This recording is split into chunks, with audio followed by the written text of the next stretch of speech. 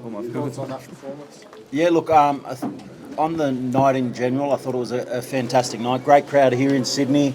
The undercard really set the tone for what was a really exciting finish in Nikita and Koen. I think they lived up to all the hype, all the talk that we talked about leading up to it. I think, Nikita paid his respects to Koen, but I think you absolutely have to give credit to him. He is definitely one of the best super welterweights in the country, and he absolutely pushed Nikita to bring the best out of him, and I thought Nikita was amazing again. I always say that he's the most exciting fighter in the country. He takes us on a roller coaster with every fight, and leading up to it, he talked about changing that strategy. But he took us on the roller coaster again tonight, and it was an enjoyable outcome.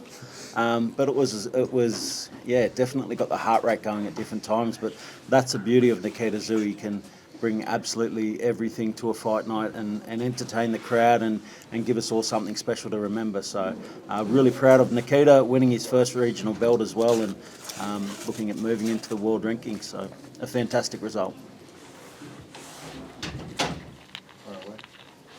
Nikita, when you say you were out on your feet somewhere in the middle rounds, probably 6 or 7, was it like a fatigue issue or because you were getting punched in the head? Did I say I was out on my feet? On the I don't think I meant that. You were I was in deep waters is a better way of describing that. I was never really out. I was facing myself in the mirror, really, just like I was at like the kind of like the lowest. I was like at near breaking point, and I really had to dig deep in there. How did you feel your, I suppose, new game plan? It worked in some areas, didn't work in others. He brought a game plan that kind of surprised me. I was expecting him to be a little bit more backwards fighting, and yeah, it kind of took me by shock, but I made the adjustments, and some things worked, some things didn't, and I was glad that I got him with some body shots to slow him down. How much will that benefit you for what happens next in your career, being able to go through something like that and turn around after? I honestly needed that. It was a great wake-up call for the toughness of this sport and the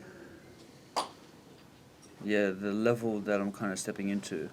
This isn't domestic fights where they're like Koen was as fit as they come. Like I was hitting him with some of the hardest shots I've ever done, and he just looks at me and he's like, "Come on!" It's like, fuck's sake. But yeah, that's exactly what I needed. I need that kind of test because it's a good introduction into the world that I just jumped into, and that's the world rankings. How did it feel at the end? Can you just talk us through your feelings when you were finishing it there at the end? I think, did I get him with a body shot first to slow him down? I think we were in the clinch first, but I remember a couple punches landed and he kind of leaned on me and I just kept throwing more and more hooks.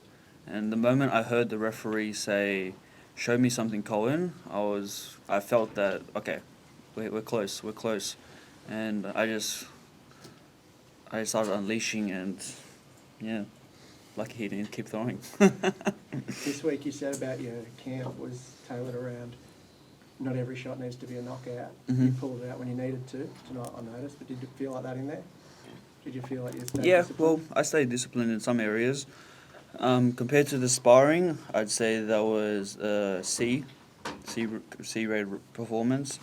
I was a little bit more disciplined in sparring, but I think I had more defensive sparring partners. So, yeah, I wasn't expecting him to come forward the whole time. Nikita, you were asked about Zarafa in the ring and you said, "I'll leave it to my promoter." Your promoter says, "Yeah, let's get it on." What are your thoughts now? Is that the next step for you? It doesn't bother me. I don't care what happens. I'm not a businessman. These are the businessmen. They decide my future. I trust them with my life and soul, and whatever they want to do is what we do. Were you aware of the drama in there with his fight and how it ended and everything that happened? I heard there were Michael's brother punched Tommy Brown, yeah. Tommy Mercury. Huh? Yeah. He's coming. Bananas. You didn't see it, I guess you would. No, I was warming up. I heard everyone in the change room kind of like, oh, what's going on? What's going on? But I was worrying about the pads. I have to worry How about would hitting you it. approach a fight with Michael Zarafa? I don't know. I don't even want to think about his name right now. Yeah, I don't really want to think about him. George, what did you make of that melee? Yeah, look, I'm not a fan of that. You know, my preference is that what happens in the ring stays in the ring, and that's how it should have ended. What happens after this now, we'll talk to Combat What Sports. happened? The fight ended early, and then a few people ran into the ring. Why did they run into the ring? I don't know. No one knows yet. Whose team ran in first? I think Tommy came in to assist Tommy Mercury, and then Zarafa's younger brother came into the ring, and he threw a punch and hit Tommy Mercury. We'll talk through We'll what review happened it. We'll review it. and you know, hopefully the right action's taken, and you know, we don't want that happening at our events, and we won't support that happening at our events in the future. Yeah, that's not good. Glenn, there's been so much, I guess, history between the Zarafa and Tszyu families. Tim's now moved on, he's got bigger fish to fry. But Yeah. what about the prospect of Nikita now stepping up and taking up that challenge?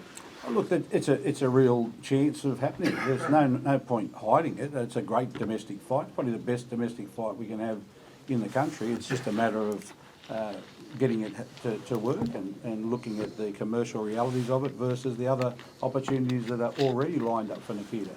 So we're realists. We'll all get together as we always do, review everything, and come up with the best plan forward for Nikita in all aspects. And Michael Zarafa is an interest for us, but there are others also, and so we're in a great position, and we've got great promoters, and showed again tonight. You know, with No Limits, we've got opportunities, and I think Michael Zarafa and Nikita Tszyu would be a great fight. It's just a matter of making that happen in the right time frame that actually works for us. There's nothing contracted, like there's nothing written down on a piece of paper that says this fight has to happen. Look, anything can happen. Anything can happen in boxing. A fight doesn't happen until it happens. So, I really wanted to see a lot from Michael tonight. I think he did a lot in the promotion leading up to it.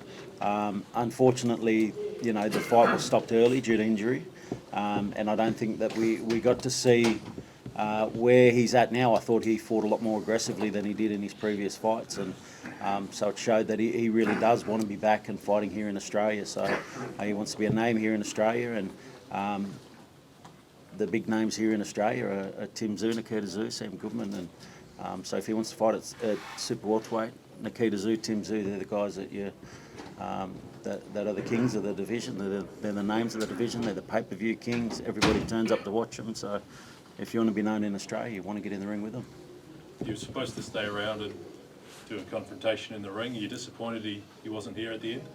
Oh, I've got no doubt that whatever he missed out on, he'll be able to make up for it with with whatever he's got to say going forward. You know, he didn't hold back on anything that he said leading up to the fight in this promotion, and I don't think he'll hold back on anything he's got to say going forward either. He's very vocal. He's very vocal. He says what he believes, and he's got no filter. So I'm sure he'll have plenty to say, and that's fine. It's fine. It's boxing. We want entertainment. We want excitement, and Nikita provides excitement with his hands, and Michael provides excitement leading up. Nikita, Tim shared your victory on Instagram story, but was he on FaceTime or have you spoken to him yet? Nothing No, yet? we literally just got back. Yeah. He would have watched it. I'm sure someone would have streamed it, possibly from close to ringside.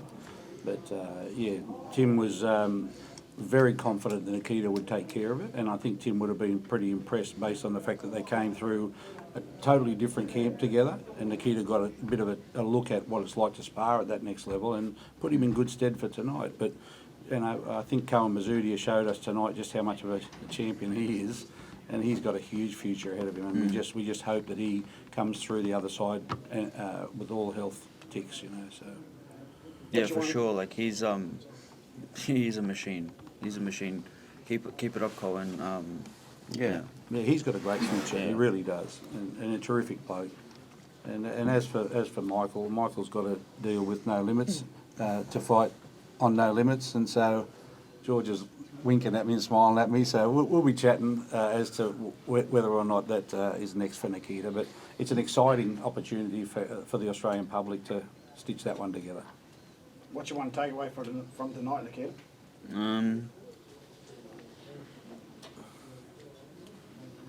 Do more body shots, stop punching people in the head. I guess welcome to the world rankings. That was a great introduction into the world rankings. Class. Worthy introduction. Yeah. Also, who got the knockout bonus? I didn't think we put up a bonus. It's in your top pocket, mate. You just have a little look there. You might see an envelope. There it Wasn't is. there a I seen bonus? it. You gave it away. Thanks, George. We appreciate whatever it is, but just make sure it's a nice fat envelope. Thanks, guys. Thank you. Appreciate it.